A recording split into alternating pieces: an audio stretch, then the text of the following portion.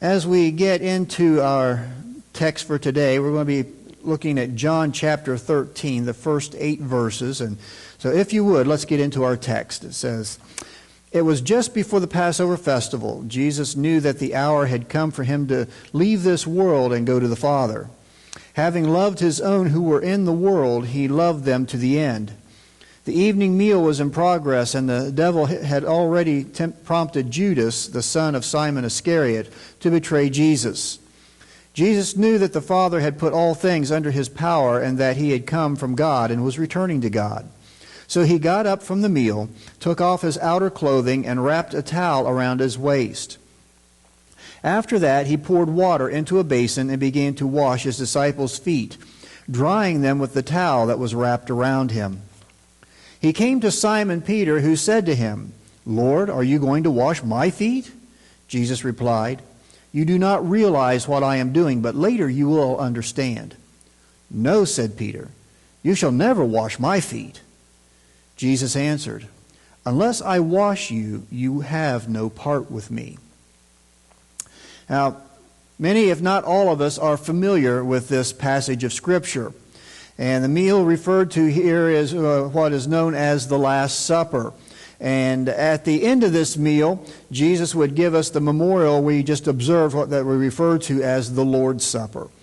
And there's apparently something that did not happen that set the stage for what took place. You see, at that point in time, normally a household servant would wash the feet of the guests as they entered the house. And Jesus and all of his disciples, they were guests at this house, and as they were in the room that was provided. And so it was a tradition of hospitality, especially in the home of the more elite of society, but it had been overlooked or ignored for some reason. And so what we have is the disciples are reclining at the table, and the meal, the Passover celebration, has begun. But the disciples' feet have not been washed. Now, we think about things, well, we're big on washing your hands, but, we're focusing here on feet not being washed as we're preparing for a meal. And so Jesus uses this opportunity to teach his disciples and us a couple of important lessons one last time, for the next day he would be crucified. And the first lesson, it seems obvious. And I don't know if it's because it is the lesson most often taught or if it truly is more obvious than the second. Nevertheless, both are equally important. And the timing of the teaching of these lessons tells us a lot. You see, throughout Jesus' ministry, he touched on these as he taught and nurtured the disciples. And while it is so very important that we learn from the teaching of Jesus that we have recorded in the Gospels, there is more there than what we need to more there that we need to see than just learning what Jesus is saying. So as we go into this meal, keep in mind that through chapters 28 through the 28 chapters of Matthew, through the 16 chapters of Mark, through the 24 chapters of Luke, and through the 21 chapters of John, we witness the spiritual growth of Jesus' disciples. Specifically, the 12 he set aside as apostles as he mentors these unlikely men to become leaders who would be tasked with delivering the first gospel sermon and establishing the church and then leading it. And they, in turn, would then mentor new leaders who would one day take their place. And so page after page, we see their good days, and we see their bad days. Their good nights and their bad nights. We see them at their strongest, and we also see them at their weakest. We see real people just like us who struggled with their faith daily. We see their uncertainties as Jesus reprimands them for their lack of faith. We see them arguing over who is the greatest, only to have Jesus tell them they must become like little children. 12 men from varying backgrounds. As a matter of fact, some of them would have been enemies under different circumstances. The only thing all of them had in common was the belief that Jesus could be the one, the Messiah they had been waiting for. And they weren't even sure about that at times. There were times they struggled with whether or not he really was who they thought he was. But they saw him turn water into fine wine. They saw him curse the fig tree. They saw him heal the sick. They witnessed him correct birth defects. They handed out the food when he fed the 5,000, which didn't even include a count of women and children. But then a few days later, they struggled with their faith and struggled with understanding when they faced a similar situation that Jesus could feed the 4,000 plus just as easily as he fed the 5,000 earlier. They listened to his teachings. They questioned him about the meaning of his parables, and he taught them. They heard him call out the religious elite. In fear, they saw him walk on water. They were amazed when he rebuked the storm. They saw the joy when the dead were raised. And now, those final lessons to be taught, lessons that he has been struggling over and over again to get them to learn, and yet as we get down to these final hours, he still needs to teach them these lessons. And the first lesson they keep failing to learn, he had once told them when James and John and their mother came to him requesting that one sit on his right hand and the other sit on his left in the kingdom, if you would, Jesus called them together and said, "You know that the rulers of the Gentiles lord it over them, and their high officials exercise authority over them. Not so with you. Instead, whoever wants to become great among you must be your servant, and whoever wants to be first must be your slave. Just as the Son of Man did not come to be served, but to serve, and to give his life as a ransom for many." And so going into this meal, they still didn't completely get it. I mean, James and John and their mother coming to Jesus happened just within a couple of days before this. And he's been going over this over and over again. His life has been an example of this constantly. And yet, they're still not understanding the concept. At the beginning of this meal, Jesus had passed around the cup that would later be used for the institution of the Lord's Supper and tells them to divide it among them.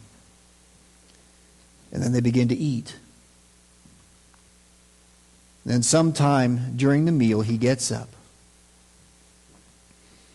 So imagine, the meal is in progress. And the disciples begin wondering what Jesus is doing as he gets up. Removes his outer garment, wraps a towel around him, pours water into a basin, and then one by one, he comes to each of them and washes their feet. Like we said, he had dealt with this concept many times before. This wasn't something that he waited until now to try and get across to them. He has constantly told them that the greatest in the kingdom is not going to be what the world looks at. I mean, the world looks for great leaders. But Jesus said the greatest are going to be the servants. And he's told them this again and again.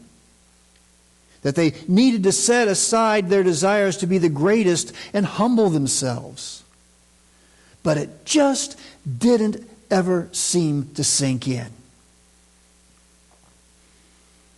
And now, to have the Messiah wash their feet as a slave or hired hand would have done was unfathomable. But it was a visual that would drive home what he has been trying to teach them. That Jesus came to serve, and if you would, they must become servants. I'm convinced that this is a lesson the church needs to relearn today. You see, we have become consumers even in the church. I mean, think about it. Even how we worship reflects the need to relearn that lesson. I mean, we come to church and we want the worship service to be pleasing to us. You know, it's become all about us rather than about God. We come in, we begin to judge. Well, I didn't like this, and I like that, and I would like it like this, and everything is centered around how we want worship to be. And believers go from church to church looking for a church where they are happy. Why? Because they're looking for a church that pleases them. You know, if you would, a church that offers the programs they want rather than helping build the programs where they are.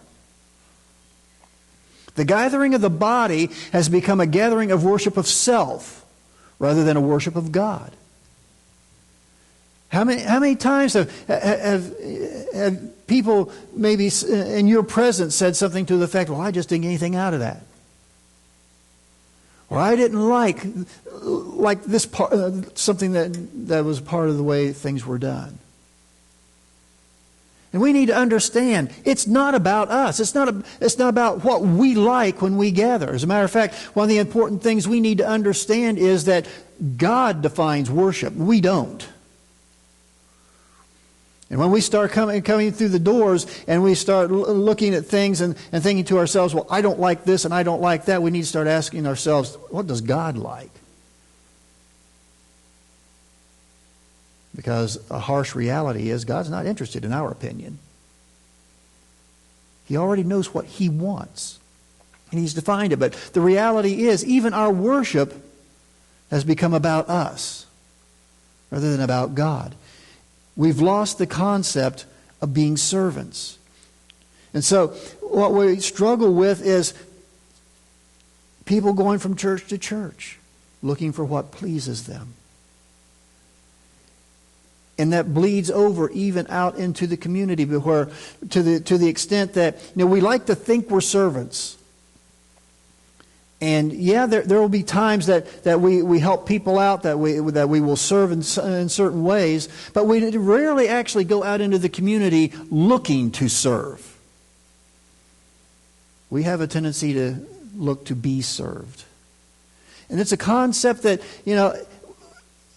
it's okay to be honest with ourselves. The disciples were just like us. And Jesus tried to hammer that home to them over and over and over again. And it wasn't until He got up in the middle of a meal, the Messiah, God in the flesh, and began to wash people's feet, that He began to really drive home this idea of being a servant. And I think one of the things that we will find more so often is that it's hard for us to make that transition from being served to serving. I mean, we struggle with it. But it's something that Jesus knew we would struggle with. And so He used this opportunity as a vivid example of exactly how important having the attitude of being a servant really is. Because it was the culmination of everything that He had been doing. Because if you go back throughout His ministry, that's what His ministry was about. Serving. Giving of Himself over and over and over again. Even when there were times that He was exhausted, they were trying to find places to get away from the crowds and rest for a little bit. When the crowds would find Him, rather than saying, send Him away, we need to rest, what did He do? He served. And so over and over again, He has shown us that example of the need to serve and look for opportunities to serve even. But I'm also convinced that it is also a lesson that the church needs to learn to teach.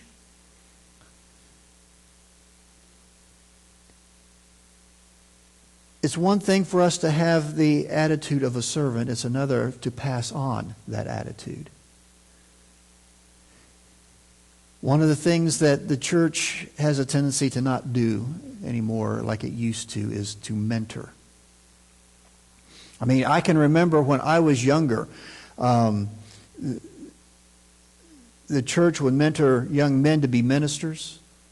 They would mentor the young women to become Sunday school teachers and be involved in the women's groups and so. There was mentoring process going on, teaching people to serve. That yes, we bring them to Christ, and as part of helping them grow, we begin to move them from being consumers, those people looking to come in and simply be fed, to those who help doing the feeding through service in various capacities. And as I look across the landscape of the church today, I see that that's not happening like it used to. What's the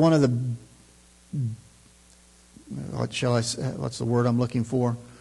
One of the biggest examples that kind of proves the point, the fact that there's such a shortage of ministers today. And I don't mean just a shortage of sound biblical ministers. I mean a shortage of ministers, period. Whether they're sound or not.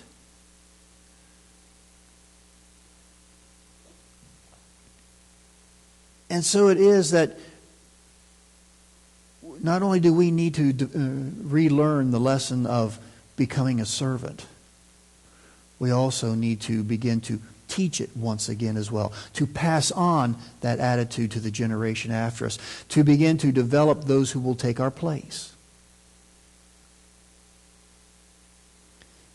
And I think that is probably the more vivid lesson that we continue to see in this passage that people often talk about here. Over and over again, you've had people go to this passage, and it's all about, the only thing they see there is the idea of servanthood. And it's there. That's really what's there. It's there. But there's something else there that Jesus is preparing them for as well. The final lesson. Notice what Jesus does and does not say. Let's look at verses 6 and 8 again, if you would. He came to Simon Peter, who said to him, "Lord, are you going to wash my feet?" Jesus replied, "You do not realize now what I am doing, but later you will understand." "No," said Peter, "you shall never wash my feet." Jesus answered, "Unless I wash you, you have no part of me." Notice, he does not tell Peter, "Unless I wash your feet, you have no part of me." Jesus has now changed what he's talking about. He says, "Unless I wash you, you have no part of me."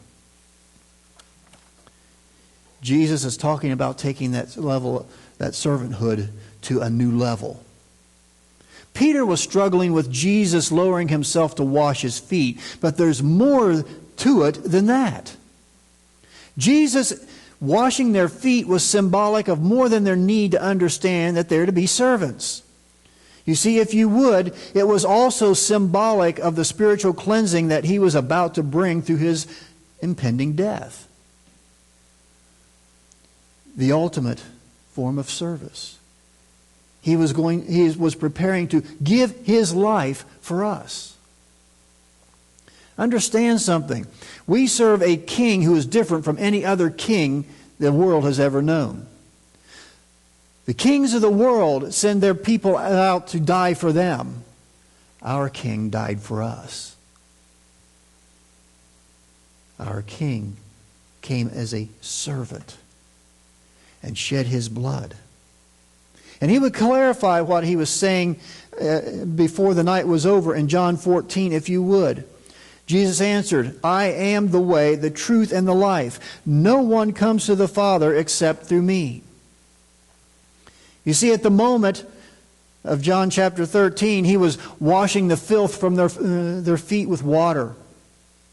But in about 12 hours, he would be hanging on a cross and washing the filth of their sin and ours away with his blood.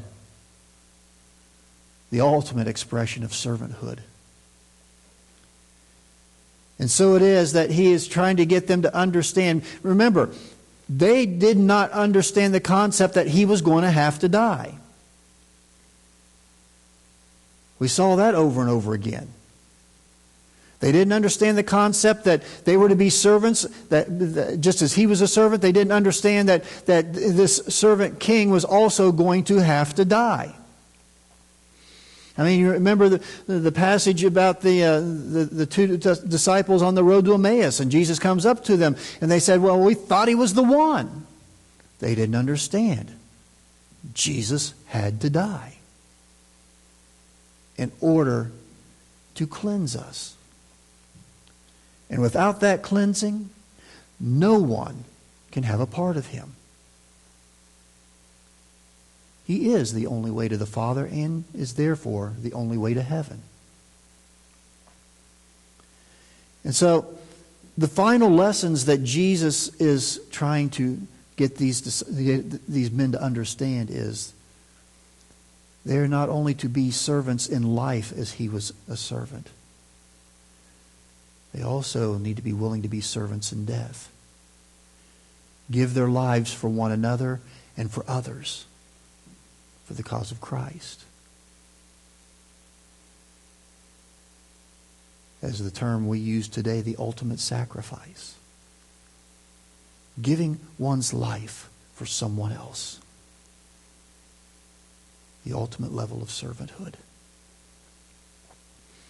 Things that they have struggled with constantly from the beginning of Jesus' ministry until after he was raised from the dead. As Jesus told Peter, you don't understand it now, but you will. You're going to get it. As he uses this final evening that he has with his disciples to drive home everything that his ministry was about. Teaching his people to be servants. And that he was going to give his life, the ultimate sacrifice of servanthood.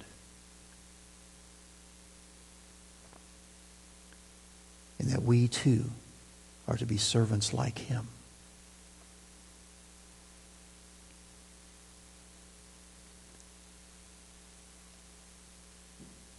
There are probably a lot of things in all of our lives that we need to change so that we become more like Christ, better servants. I know there's things in my life. Because like I said, we struggle with that idea of servanthood because we have been drawn in by that change in society. I don't know if you realize this, but it used to be back when let's put it, they call them the greatest generation. If you think about historically what took place, you begin to understand that one of the reasons they were called the greatest generation is because of the sacrifices they were willing to make for others. What they were willing to give up for others. What they were willing to do for others. And society has gone through a transition to where now everybody thinks they're entitled to things. That somehow the world owes them something. We've become a consumer society. And that has made its way into the church because we've been so bombarded with it out in the world around us that it has conditioned us to where when we walk through the doors, we're still coming in with that idea that has rubbed off on us in society. And I am convinced that that is one of the reasons that the church across this nation has found itself in decline. Because we've let that attitude of consumerism rub off on us.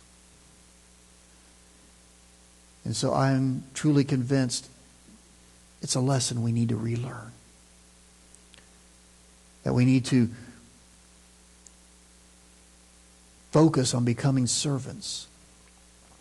And take that attitude out into the society of consumerism. And rather than letting consumerism of society rub off on us, do our best to have servanthood rub off on society.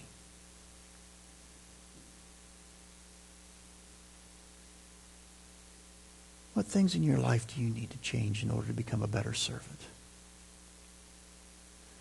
So that you can better serve Christ in the community around you.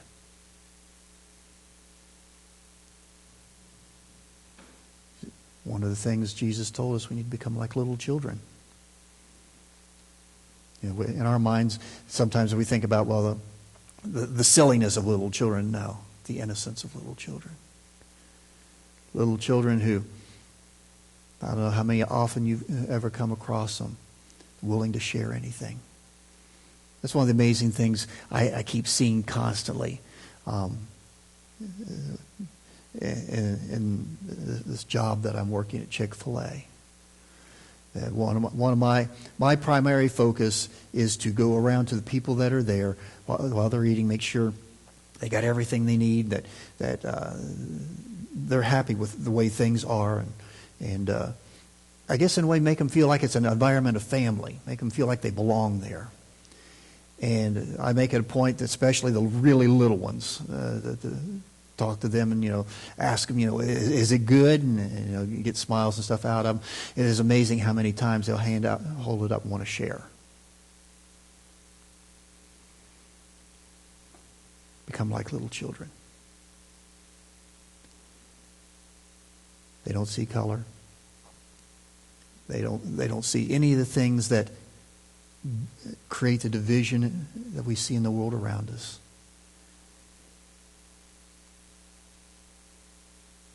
And they're willing to give of themselves even at that age. Willing to share what they've got. We've got the greatest gift anyone could ever want. And the challenge that is before us, share it with the world. Share the gift that God has given us through Christ Jesus with the world around us.